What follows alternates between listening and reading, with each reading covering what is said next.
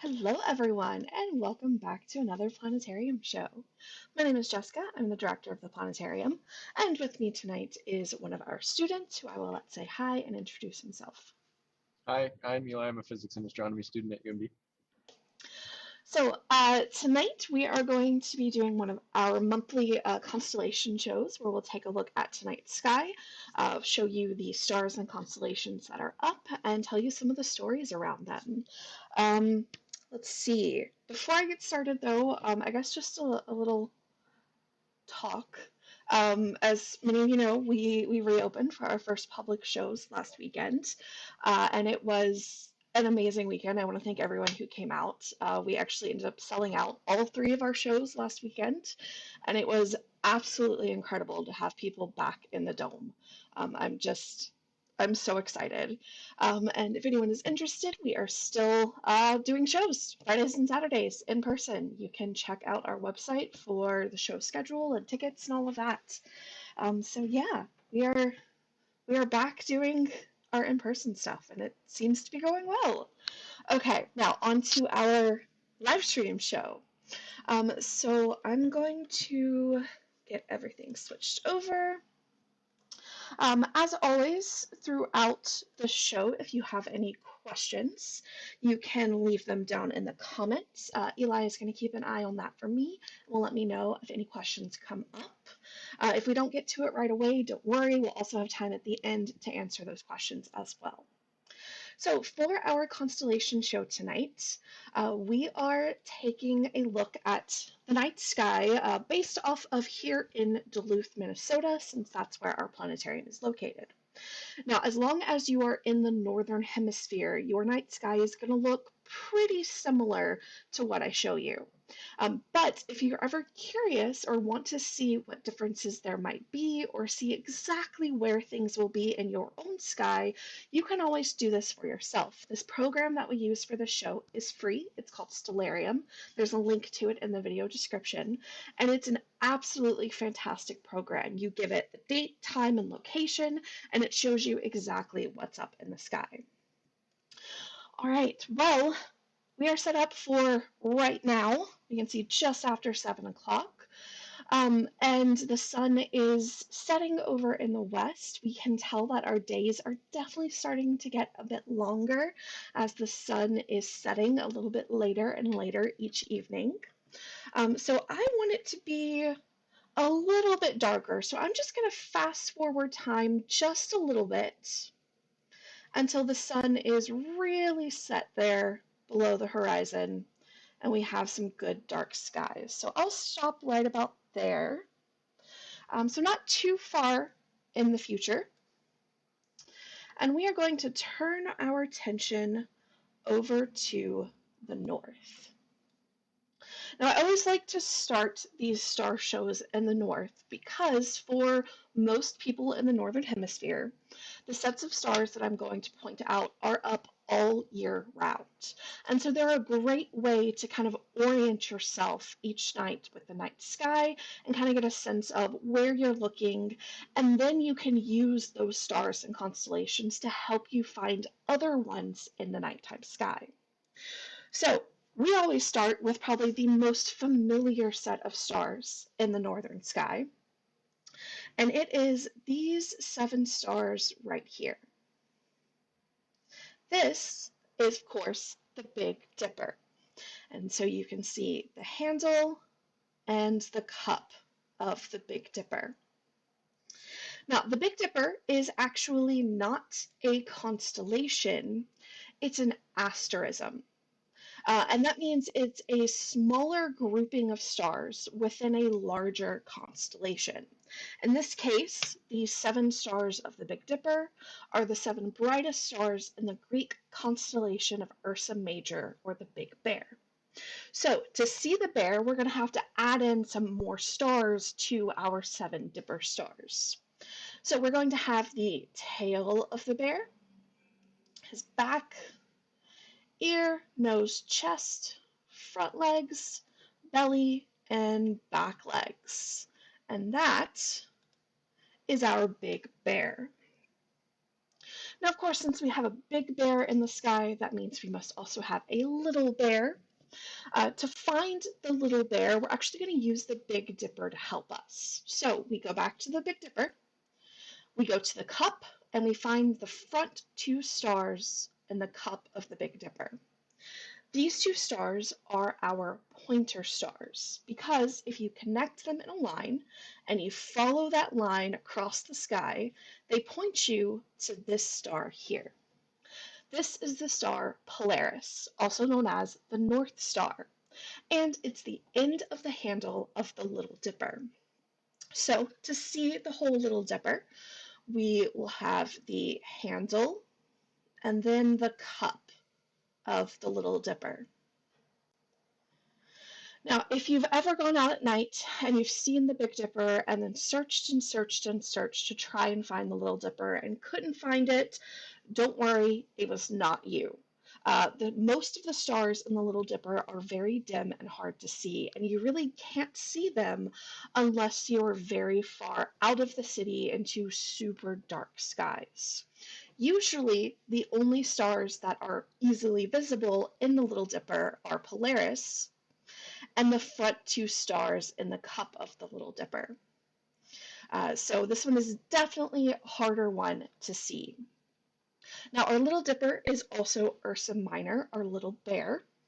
And so we have the long tail of the bear, back legs, body, front legs, and head would be about here.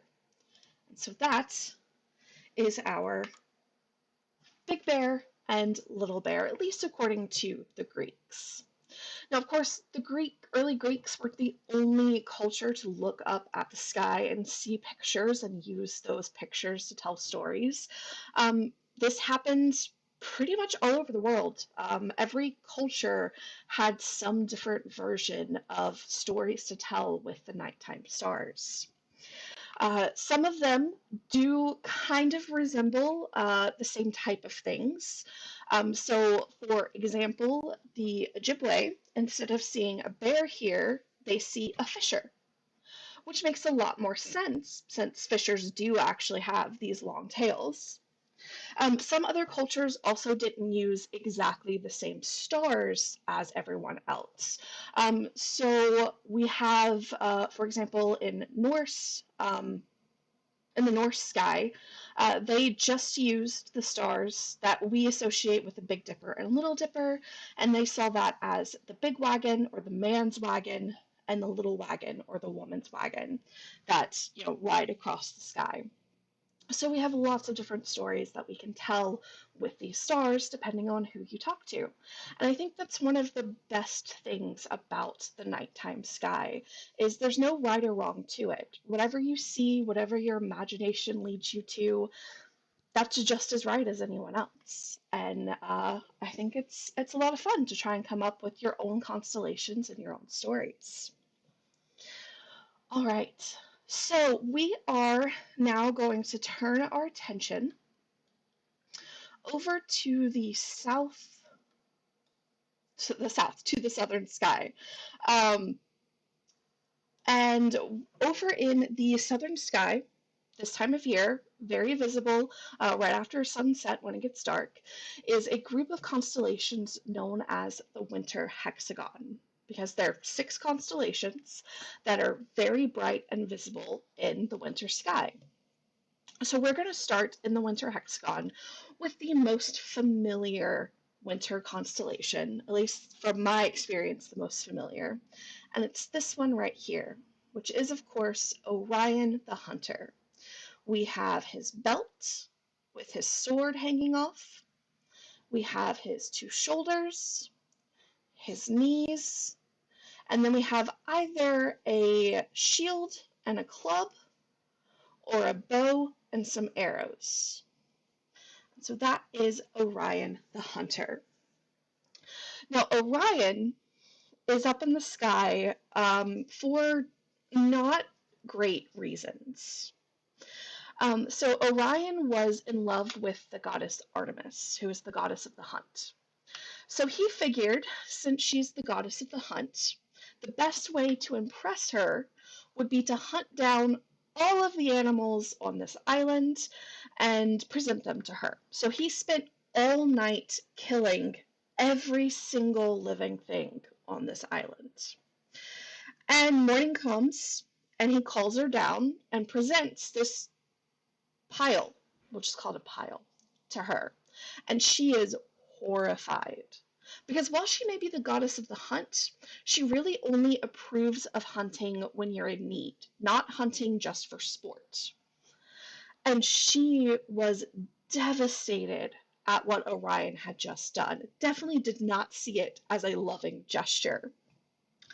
And so she decides that Orion needs to be punished. And she does this by setting a little scorpion after Orion, who stings him, poisons him, and Orion dies. Now, after Orion has died, Artemis thinks maybe I went a little too far. So she resurrects him as a set of stars up in the nighttime sky so that he can live out his life as stars in the nighttime sky, but he'll, get to live out his life. However, she didn't want him to get too comfortable up there, so she also put the scorpion in the sky as well. But she was very careful of where she placed the two of them. She made sure to place them on opposite sides of the sky, so that the scorpion would always be there to kind of warn Orion, but couldn't actually attack him anymore, and Orion wouldn't be able to get to the scorpion to enact his revenge. And so that's why we see Orion up in the winter, and that scorpion, which is Scorpius, up in the summer. Now, within the constellation of Orion, there are some very interesting astronomical objects. The first one I want to talk about is the star that is circled right now.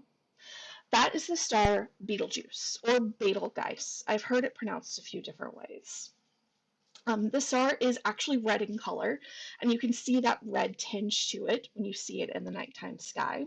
And that's because it's a red supergiant star. This is a star that's at the end of its life, and when it dies, it's going to do so in a massive explosion called a supernova. Now, this sounds absolutely terrifying, but we are not in any danger from this. We are far enough away that that supernova is not going to harm us. But we are close enough that it is going to be a very bright event. So bright that we'll be able to see it in the daytime sky. Now, we don't really know when this is going to happen. It's supposed to happen astronomically soon, which could be tomorrow or could be 5,000 years from now. We don't know. But I'm hoping it happens in my lifetime because I would like to see that. One other fun fact about Betelgeuse, its name is Arabic, which is the case for most named stars. Their names are Arabic. And when you translate it to English, it means armpit of the hunter, because that is literally where the star is. It is in the armpit of Orion the Hunter, and I just love that. Now, the other object that's in Orion that I absolutely love is in the belt, or not the belt, sorry, the sword here. It looks like we have 3 stars in the sword, but if we zoom on in, we see that that middle star is actually not a star. It's a nebula, a gas cloud. And this particular nebula is a stellar nursery. So this is where hundreds and thousands of stars are being born. And it is a beautiful sight to see through a telescope, although you can see it with your naked eye. You don't have to have a telescope to see it. It'll just look like that little fuzzy blob there in the middle of the sword. But with a telescope, you'll be able to see it in a little bit more detail. It won't be quite as colorful as this picture, but you will see kind of the swirls in the cloud and the shape of the cloud and stuff, and it's beautiful. I love it. One of my favorite winter objects to look at through the telescope. Okay, I think I have talked enough about Orion, so let's head on to the other stars in the Winter Hexagon. And the next constellations we're going to look at are actually Orion's hunting dogs. So to find them, we are going to take Orion's belt and connect them in a line and follow that line down. And that's going to point us to this very bright star here. This is the star Cirrus. It's actually the brightest star in the nighttime sky, and it is in the constellation of Canis Major, or the Big Dog. And that's why Cirrus is often known as the Dog Star. In fact, you see that referenced in pop culture. For example, Harry Potter. There's a character named Sirius Black who turns into a dog. J.K. Rowling got her inspiration from the nighttime sky. For anyone who has the Cirrus satellite radio, the logo is a dog for the same reason. So there's a couple of different ways that you can picture the dog here. I picture it a little bit differently than the program draws it. So I'm going to show you my way, and then I'll show you how the program does it. So in my version, Cirrus is the dog's eye, and then we have his pointy ears, his mouth, because he's barking, and then we have his body and his little legs. Now the way the program draws it is Cirrus is kind of like the jewel on his collar, and then we would have his head and his body down this way. Or not Cirrus, sorry, Canis Major. So a couple of different ways you can see the big dog in the sky, just depending on who you talk to and what your imagination shows. All right, so I did say that Orion has 2 hunting dogs, so we're going to go to our next one, which is Canis Minor, the little dog. And this one is probably one of my favorite constellations because of how ridiculous it is. We are going to star hop from Cirrus up and to the left to the next bright star that we can find. This is the star Procyon, and it is the brightest star in the little dog. But the little dog consists of Procyon and this star. That's it.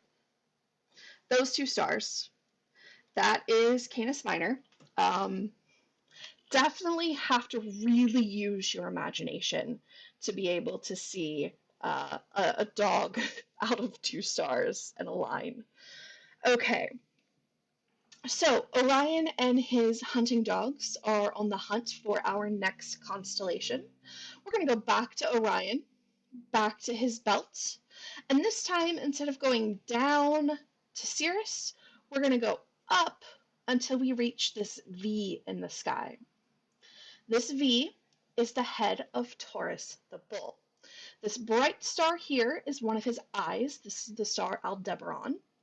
So we have an eye and an eye, his nose, his horns coming up this way, and then his body stretches out this way. And that is Taurus the Bull. Now, inside of Taurus is another really great nighttime object, and it's this little group of stars right here. Now, a lot of people mistake this for the Little Dipper because it's kind of dipperish in shape and it's very small. But it's not. This is actually the star cluster called the Pleiades, or the Seven Sisters. And it got that name, and you see the number 6 or 7 very prominent in different cultures' stories about this group of stars. And that's because on a dark night with just your eyes, so no telescope or binoculars or anything, you can usually pick out 6 or 7 stars in that little cluster. Now there's actually hundreds of stars there, but we can see those 6 or 7 very bright stars with our unaided eye. And of course, if you have a telescope and can look in and up close, you will see even more stars there. We see some dust and gas around these stars because this is a relatively young group of stars. So we're still seeing some of that gas that was originally there that the stars formed from.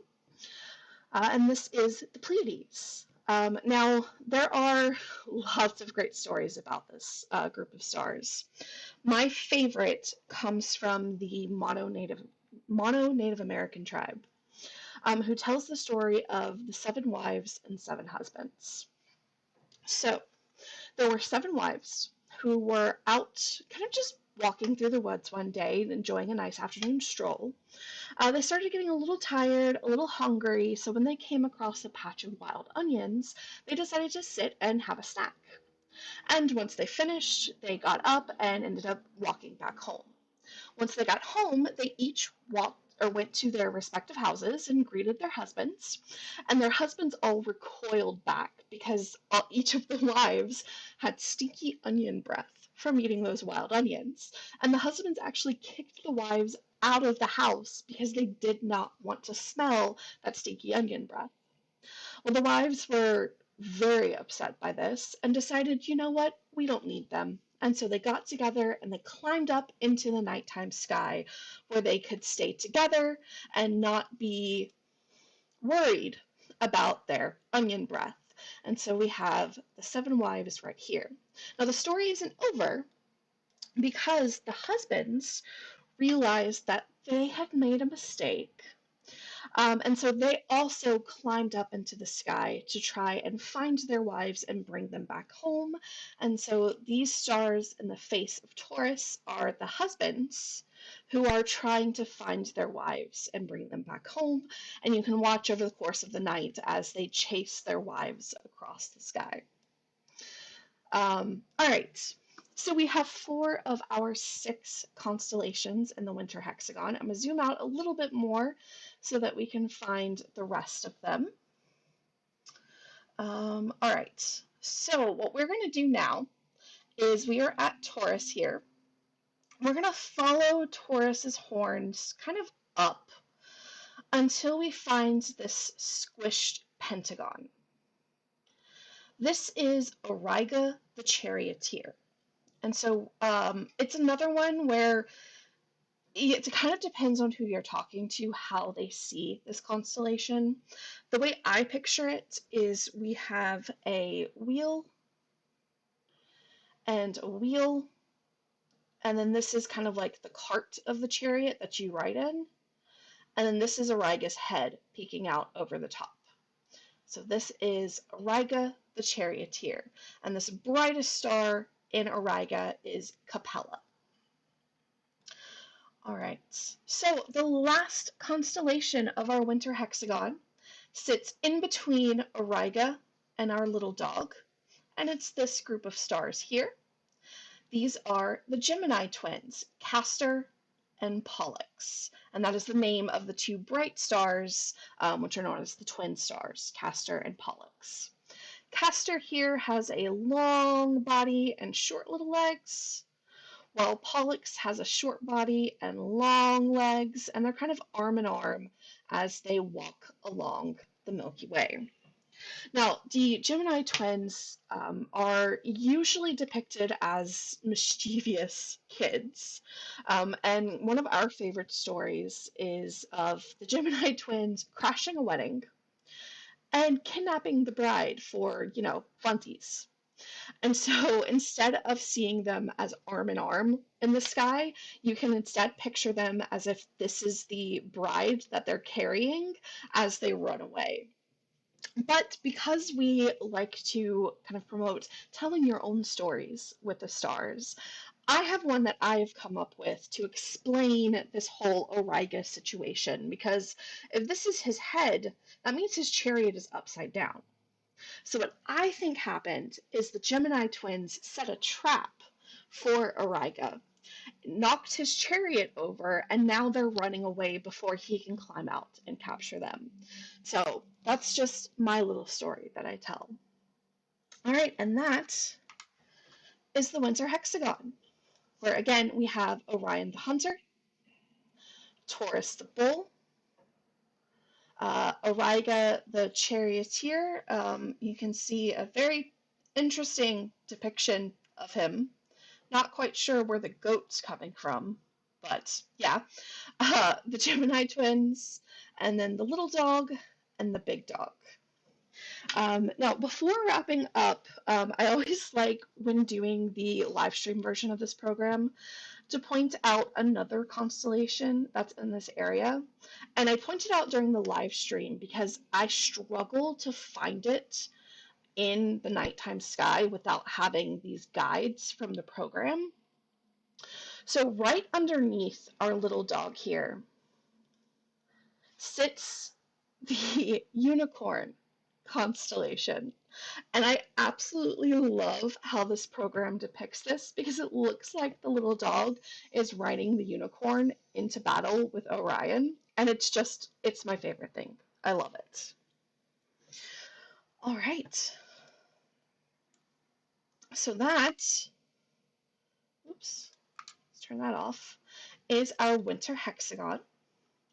I'm going to turn us over to the east now, because just rising up in the east, right after sunset, we are starting to see some of our spring constellations come up. And one of the most famous of those is Leo the Lion. Now, the trick to finding Leo is to look for the backwards question mark, which, when you have a dark sky and thousands of stars, you could make quite a few different backwards question marks. So here's a trick. You can actually use the Big Dipper to help you.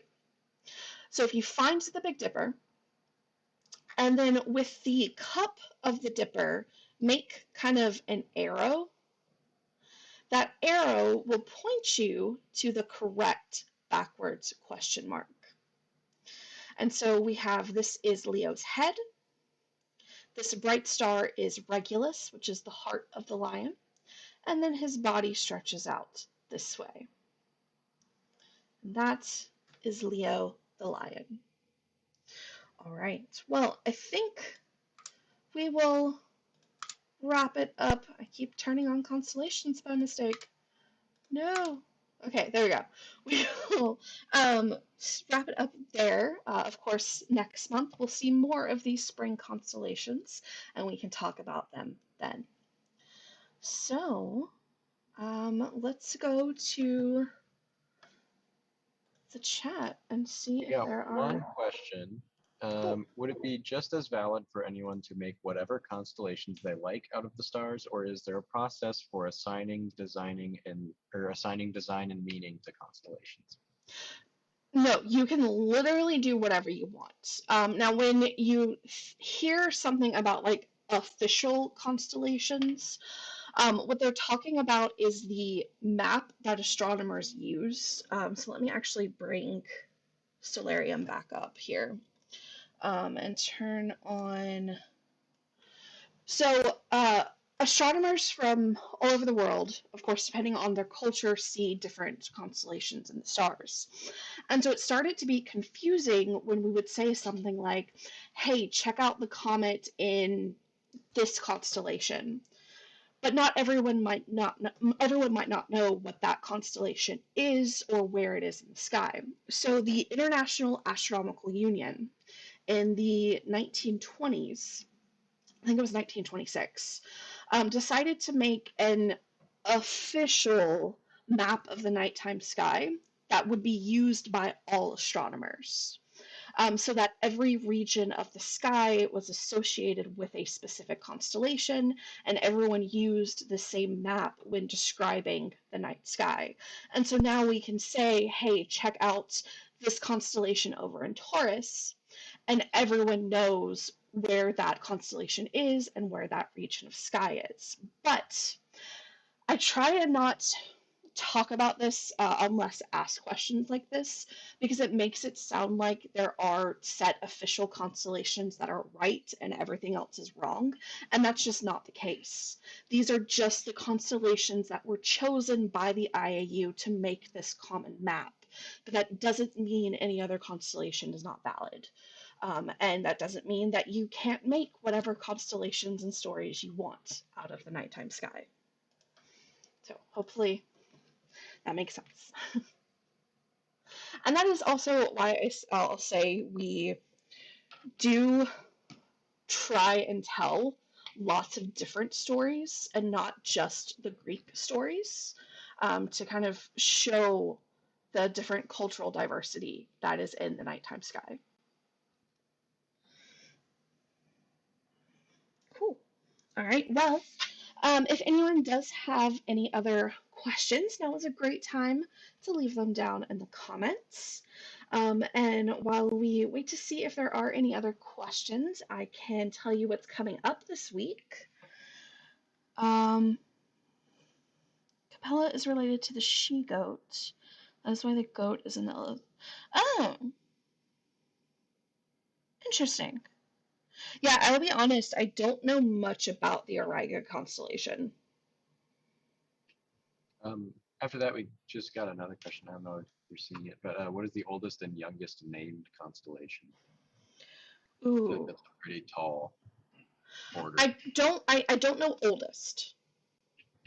But I do know that in the 1920s, when the International Astronomical Union were making their map, they had to create new constellations to fill in some regions of sky that weren't already covered by other constellations. And so you end up with things like the telescope constellation on their map. And that was invented just to fill in that spot in the sky. So, yeah, those would probably be the youngest, at least recorded ones.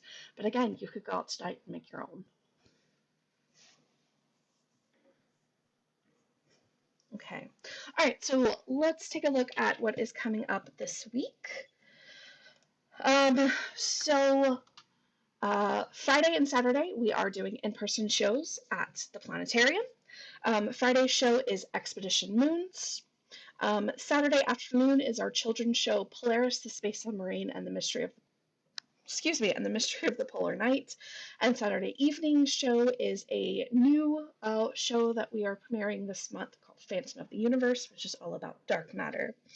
And then next Wednesday, our next live stream will be an Ask an Astronomer, where we will be here to answer your questions about astronomy. Another thing to note coming up on April 9th is our Astronomy Day that will be taking place at the Planetarium from 6 to 10 p.m. We will have free planetarium shows showing throughout the entire event.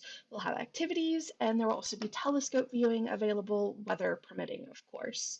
I am finalizing the show schedule right now, so we'll have that out very soon. We have some brand new shows that we are going to be premiering during Astronomy Day, which I'm actually really excited about. We're getting a short-term license for a show called Mars 1001, which is basically following a crew on the first manned mission to Mars. It's gorgeous.